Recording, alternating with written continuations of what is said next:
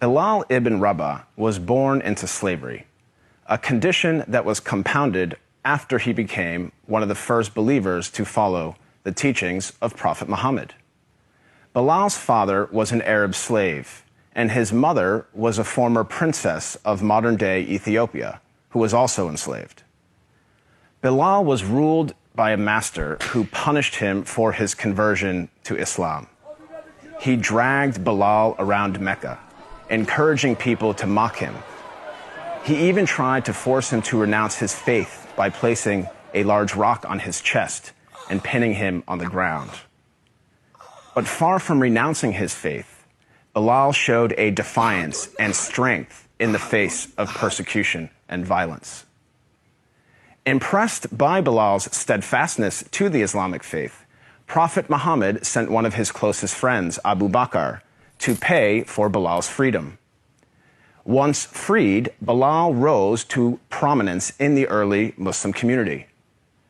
Prophet Muhammad appointed him to serve the mosque by using his melodious voice to call the believers to prayer. Bilal was a black man, and for some, his blackness made him unfit for such an honor. On one occasion, a companion of the Prophet, a man named Abu Dar, disparagingly said to Bilal, "You son of a black woman." This drew a swift rebuke from Prophet Muhammad. "Are you taunting him about his black mother?" asked the Prophet. "There is still some influence of ignorance in you."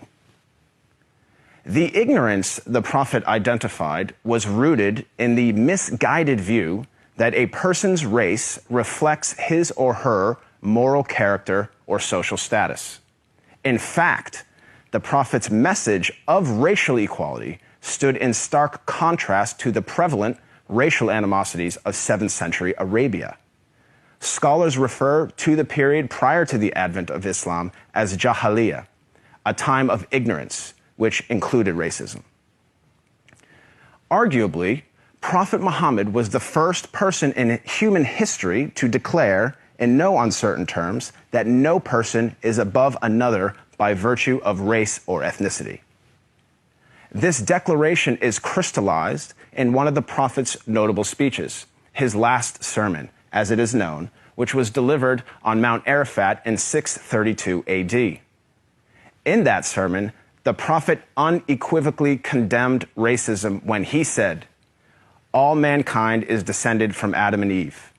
An Arab has no superiority over a non-Arab, and a non-Arab has no superiority over an Arab.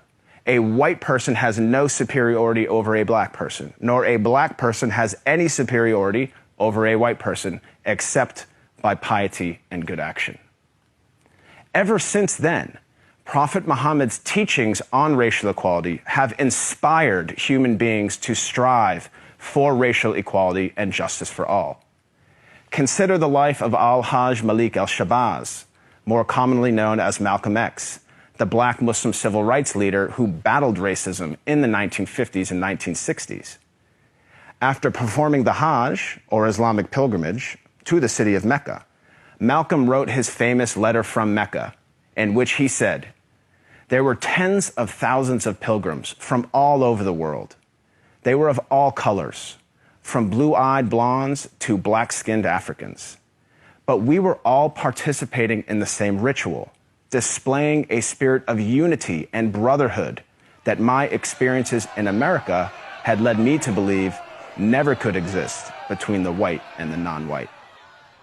He added that he had never before seen sincere and true brotherhood practiced by all colors together, irrespective of their color.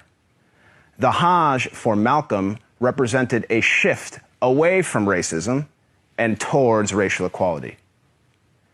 The teachings of Prophet Muhammad encouraged all people to strive towards anti-racism, which is quite different than simply non-racism. While non-racists do not openly express prejudiced views, they also do not work to dismantle racism in any given society. The Prophet of Islam actively challenged and dismantled the covert, the overt, and the systematic racism around him. He identified racism as a symptom and identified its root cause as arrogance in the human heart. As our world becomes more and more diverse and interconnected, it is imperative that we strive to follow the teachings of Prophet Muhammad.